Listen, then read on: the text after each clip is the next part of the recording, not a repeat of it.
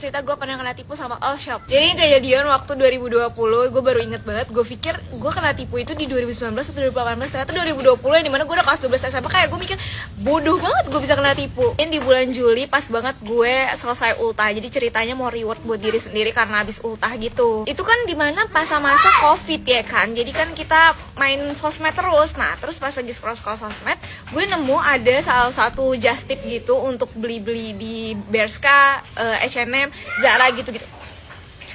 Bukannya pada mandi ya, sore-sore malah pada lari-larian nih bocah-bocah. Jadi gue nemu nih ada satu all shop di explore Instagram gue. Dia tuh udah banyak banget followersnya, kayak udah puluhan ribu. Terus pas banget lagi diskon, jadi buy one get one gitu loh. Dan bebas gitu mau beli yang mana aja. Melihat buy one get one itu dan bebas kan, gue milih yang mana aja. Terus ya udah, gue mau karena gue juga belum pernah membeli barang dari H&M, Bershka, Zara gitu-gitu. Terus harganya tuh murah banget, cuma 180 ribuan, tapi gue dapat dua barang. Terus aja berisik. Dong gue bayar setelah gue memilih barangnya. Terus kayak terima kasih sudah mempercayakan bla bla bla bla gitu. Terus beberapa hari kemudian gue chat lagi karena kok dia nggak ngirim resi gitu. Nah ini gue chat lagi, terus gue dikasih kode resinya kayak begini. Terus dia bilang mengenai langkah-langkah aktivasi harus dipandu lewat telepon agar tidak terjadi kesalahan. Gue bingung kan, biasanya gue kalau beli barang resi ya udah dapat resi, gue cek aja tuh di webnya ya kan. Nah ini tuh harus ke M-Banking atau ke mesin ATM dulu. Terus gue chat lah begini, kagak dibales-bales nih, gimana sih minggirinnya. Nah begini kan, kira gue searching lah nih Instagramnya ya kan. Lu lihat, noh udah banyak banget nih paguyuban gitu, akun-akun yang dibuat khusus untuk korban-korban yang ditipu sama nih all shop. Karena kan gue bilang tadi gue nemunya di explore Instagram gue, jadi gue langsung mencet. Gue nggak sempat nge-searching di kayak gini nih, jadi gue nggak tahu nih kalau ternyata nih akun penipuan. Terus gue langsung ngechat dong nih, sampai gue kasih hadis untuk penipu juga. Apa lu pikir dia langsung berhidayah? Kagak ada nih, sampai banyak banget nih gue ngechat, dia kagak balas-balas juga chat gue. Sejak kejadian itu gue nggak pernah lagi yang namanya membeli just tip di all shop yang belum pernah ada teman gue yang beli. Jadi kayak gue harus punya gitu, kayak teman gue udah pernah beli di sini baru gue mau beli di situ, karena gue takut ketipu lagi. Sebenarnya kalau kalian lihat ya cuma 180 ribu doang min, tapi itu menurut gue itu gede banget karena pas masa-masa pandemi di mana gue nggak punya pemasukan dan itu uang gue. Kayak anjrit, itu nyesek banget sih ditipunya. Hadiah terbaik untuk ultah sih emang. Siapa di sini yang kayak gue kalau mau ngapa-ngapain itu harus sesuai sama mood, kayak bahkan mau pup nih, mau BAB aja kalau nggak mood tuh nggak mau gue. Pernah nih suatu hari gue tuh udah kebelet berak banget karena dari pagi tuh sebenarnya udah kebelet, cuma gue tahan dan pas di sore hari tuh muncul lagi sakit perutnya. Cuma gue udah nggak bisa banget nahan, tapi gue nggak mood karena apa? Karena gue melihat toiletnya itu bener-bener jorok banget, jadi gue nggak bisa. Alhasil apa? Gue melakukan cara sejuta umat, yaitu mencari batu untuk dipegang biar hilang sakit perutnya. Sebenarnya nggak cuma dalam hal untuk pup atau BAB aja, kayak dalam segala hal gue tuh harus sesuai mood gue. Kayak mau mandi, mau bersih-bersih, mau belajar untuk UAS atau UTS itu gue harus sesuai mood banget. Nah biasanya kalau gue UAS atau UTS itu kalau mau belajar itu kan gue harus menunggu mood gue untuk seneng dulu biar gue semangat untuk belajar. Dan gimana caranya tuh biasanya gue membeli makanan-makanan yang manis atau gue memakai wangi-wangian, pokoknya yang semerbak wanginya biar meningkatkan mood gue. Atau juga bisa sih dengan dilempar duit 1 miliar.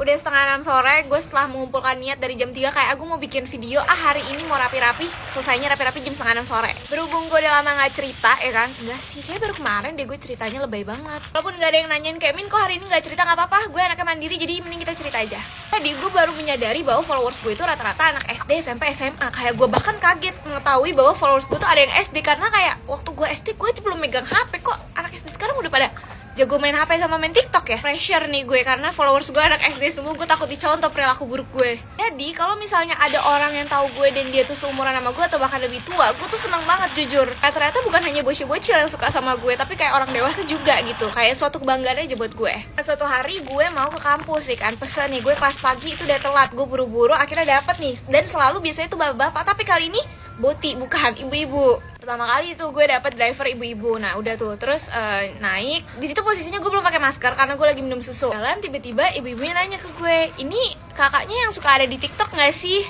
Mendengar itu gue langsung kayak seneng banget kan, karena kayak, udah ibu-ibu tahu gue. Dong gue dengan sumringahnya kayak, iya bu, kok ibu tahu sih? Terus habis ibunya bilang, saya sih nggak tahu, cuma saya pernah dikasih tahu sama anaknya. Jadi dia tuh tahu gue dari anaknya yang suka ngomongin di daerah rumahnya, sama pernah dikasih unjuk gitu kayak, ini rumahnya deket sini, maksudnya rumah gue, karena mereka tuh ternyata tinggalnya nggak jauh dari rumah gue. Yang tadinya gue seneng, gue pikir nih ibu-ibu emang tahu gue gitu, suka nontonin gue, ternyata tahu dari tetangga sama anaknya. Cuma nggak apa-apa, at least ada emak-emak yang mengetahui gue, keberadaan gue. kita ngobrol bareng ya, deep talk sampai malam. Enggak dong, kan gue mau kuliah. Terus pokoknya ngobrol, terus kayak ibunya nanya juga kayak pernah ketemu nggak sama fansnya. Waktu gue kayak buset, Lucinta Luna gue punya fans. Terus gue bilang aja ya mungkin yang tahu ada, cuma mereka tuh nggak berani nyapa langsung. Gue bilang lah kayak gitu, dan gue juga bingung kayak lu pada kenapa sih kalau ketemu gue tuh kayak cuma ngeliatin doang gitu. Gue kan berasa kayak nih orang apa pernah gue utangin apa gimana nih ngeliatin gue mulu. Nyapa aja gitu susah banget gitu. Jangan kayak lu ngeliatin dari pojok terus lu bisik-bisik kayak ya anjir apaan nih, apa gue salah pakai baju, apa gue lupa pakai daleman, gimana, kan gue bingung. Chill aja brother, santai aja, nyapa mah nyapa aja, sorry left hand. Hah? Apa sih? Oh mungkin, atau lu semua pada kaget kali yang lihat muka gue aslinya sama di video beda. Kan di video nih gue pakai filter lumayan tebel nih, pasti aslinya kayak buset burik banget kali ya. Singkat cerita akhirnya pas gue nyampe UPN, ibu-ibunya minta foto untuk mau dipamerin ke anaknya gitu. Jadi mungkin dari sini ada anaknya ibu-ibu itu, tolong komen, gue minta dong fotonya. Kurang niat apa, coba gue lagi di tempat umum, gue minggir dulu nih keluar, gue duduknya di dalam sono, gue cerita. Karena gue yakin lo semua pasti nyariin gue kan, kayak ih kemana nih kok gak cerita hari ini ya kan. Jujur kan, di rumah gue itu tidak boleh yang namanya tidak mandi 2 kali sehari. Kemarin tuh akhirnya gue merasakan mandi 1 kali sehari tanpa kucing-kucingan sama emak gue. Nah maksudnya gimana Min? Maksudnya ini mohon maaf ya gue begini soalnya ada golden hour bagus. Jadi maksudnya di rumah gue itu kan gak boleh tuh kalau ada orang gak mandi 2 kali sehari. Nah gue tuh sering tuh yang namanya mager mandi. Dan gimana caranya biar gak ketahuan sama emak gue, jadi gue kucing-kucingan, jadi gue pura-pura masuk kamar mandi padahal gue gak mandi. Sebenarnya itu kayak buang-buang tenaga dan buang-buang waktu juga, karena gue udah masuk kamar mandi. Kenapa lu gak sekalian mandi aja, Min? Kayak mager aja, lu ngerti gak sih mager? Jadi finally akhirnya kemarin gue bisa berleha-leha dan mandi di sore hari. Itu sebenarnya gue sempat iri sama teman-teman gue yang punya emak bapak tidak mengurusi soal permandi-mandian. Jadi kayak bebas aja temen gue mau mandi mau kagak mandi juga terserah. Nah emak gue tuh melihat gue atau abang gue yang nggak mandi 2 kali sehari itu di rumah kayak seseorang yang sangat kotor dan tidak pernah mandi setahun gitu. Kalau gue ngajak main temen gue nih di jam 1 atau jam 2 siang, terus kayak mereka bilang gue belum mandi, gue mandi dulu ya bentar, kayak gue tidak relate gitu karena gue udah mandi. Dari pagi-pagi tuh jam 7 jam 8 tuh udah dibangunin buat mandi doang. Abis itu kalau mau tidur lagi terserah, yang penting udah mandi. Kayak kalau dipikir-pikir jadi buang-buang air nggak sih? Kayak gue udah mandi nih jam 8 pagi, terus gue mau keluar jam 2 siang, kayak otomatis gue harus mandi lagi dong karena jatuhnya itu sore hari gitu. Masa gue keluar rumah nggak mandi? Kan kalau gue belum mandi dari pagi jadinya kayak mandinya sekali aja gitu, hemat air. Cuma gue nggak ngerti pikiran mak gue, kayak dia nggak sependapat sama gue. Jadi siapa nih di sini yang maknya sama kayak mak gue juga? By the way, anyway, Baswe, gue habis nge-upload video cara nyetrika kerudung sama skincare rutin di akun gue yang kedua. So kalau kalian kepo, kalian langsung aja cek Instagram, cek TikTok akun kedua. TikTok apaan sih? Akun kedua TikTok gue deh pokoknya. Gue tahu kalian semua pada kangen sama cerita gue kan.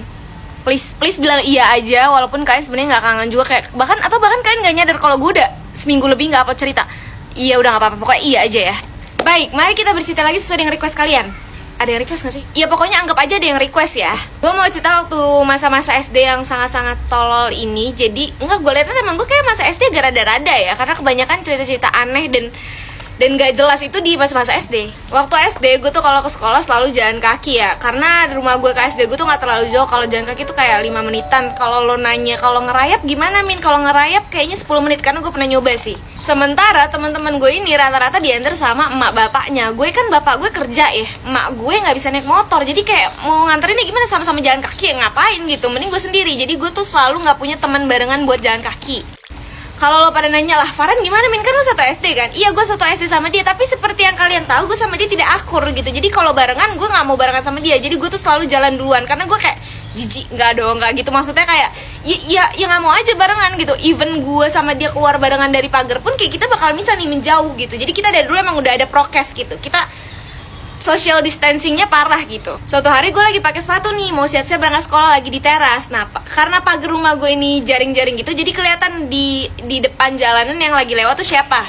Ada temen gue lewat nih, biasanya dia diantar sama bapaknya. Ini dia tuh 1 tahun di atas gue, kelas gue, namanya pakai nama samaran ya, namanya Putri aja. Nah terus dia manggil gue lagi nunduk ke bawah, tiba-tiba gue dipanggil Pia gitu. Nah btw nama panggilan gue waktu SD tuh Pia. Terus gue nengok lah, terus kayak Putri, gue bilang gitu. Kalau jalan kaki, gue tanya basa-basi segala macem. Terus akhirnya dia bilang ayo mau bareng nggak? Ya udah, akhirnya gue bilang ayo tunggu bentar ya. Gue pakai sepatu segala macem, berangkatlah bareng gue sama dia nih ke sekolah. Keesokan harinya dia tuh jalan kaki terus. Jadi memang si Putri ini udah gak diantar sama bapaknya lagi. Cuma karena dulu kan gue anaknya gak kepoan ya, jadi kayak gue, oh gitu ya. Kalau sekarang mungkin gue bakal nanya-nanya gitu, emang kenapa bapak lo kok bisa sih gak mau nganterin lagi?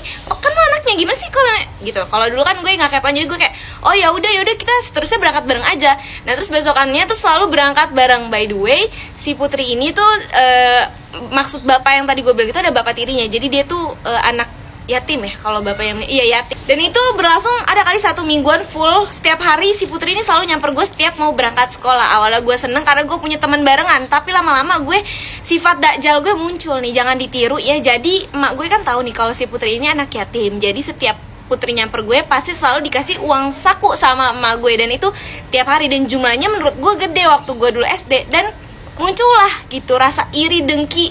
Aduh, setan banget emang nih, setan suka ngegoda ya. Jadi kayak gue di situ ngerasa apa nih si Putri sengaja nih nyamper gue biar dapet duit.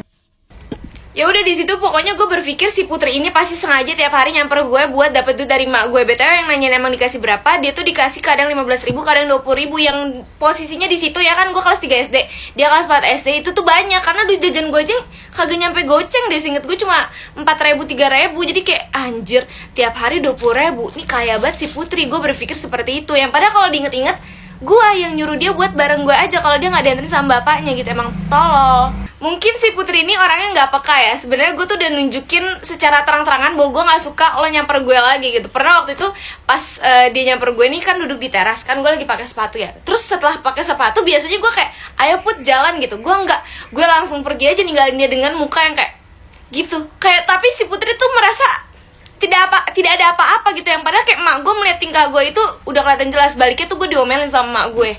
Gue gak ngerti nih si Putri terlalu polos atau kayak sebenarnya enggak tapi bodo amat gitu. Karena itu tingkah gue tuh yang menunjukkan secara terang-terangan gue gak suka dia nyamper gue tuh gak cuma sekali, beberapa kali. Bahkan di perjalanan yang biasanya gue ngobrol sama dia, gue diem-dieman. Dan gue bahkan jalan duluan gitu, gue gak mau barengan sama si Putri ini. Kayak iya gue tahu emang parah banget gue waktu itu, kayak iya sih gue juga menyesal. Jadi sorry banget nih Putri kalau nonton video ini ya, gue minta maaf. Di rumah gue itu kan ada kakak sepupu gue yang emang lagi tinggal sama gue. Gue ceritalah ke dia gitu kalau gue tuh gak suka sama si Putri, kayak dia pasti sengaja mau ngambil duit mak gue. Pokoknya gue bilang semuanya, dan kakak sepupu gue blow on-nya juga mendukung gue. Lo tahu dia ngapain pas si Putri nyampe, gue masih di dalam rumah.